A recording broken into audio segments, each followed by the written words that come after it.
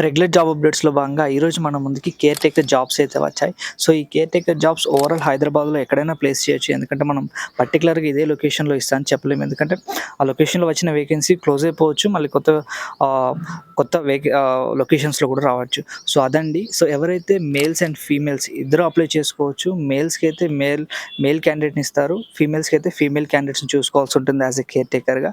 So, age విషయానికి వచ్చేవరకి మనకి అప్ టు 40 వరకు అయితే మెన్షన్ చేశారు. సాలరీ 16,000 అబోవ్ ఉంటుంది. 16,000-20,000 మెన్షన్ చేశారు.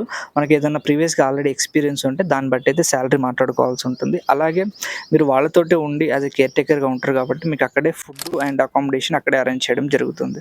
సో, యాస్ ఎ కేర్ టేకర్‌గా మీరు ఫీమేల్ అయితే ఫీమేల్ క్యాండిడేట్‌ని చూసుకోవాల్సి ఉంటుంది. మేల్ అయితే మేల్ క్యాండిడేట్ చూసుకోవాల్సి ఉంటుంది యాస్ ఎ కేర్ టేకర్‌గా. సో, వాళ్ళు మార్నింగ్ లేచిన కాడ నుంచి వాళ్ళకి బ్రేక్‌ఫాస్ట్, టాబ్లెట్స్ ఇవ్వడం కాడ నుంచి, వాళ్ళకి వాషింగ్ కాడ నుంచి, క్లాత్స్ ఇవ్వడం, నైట్ వాళ్ళు పడుకునే వరకు ఫుడ్ ఇవ్వడం, మొత్తం అంతా ఇంక్లూడింగ్ అయి ఉంటుంది జాబ్‌లో.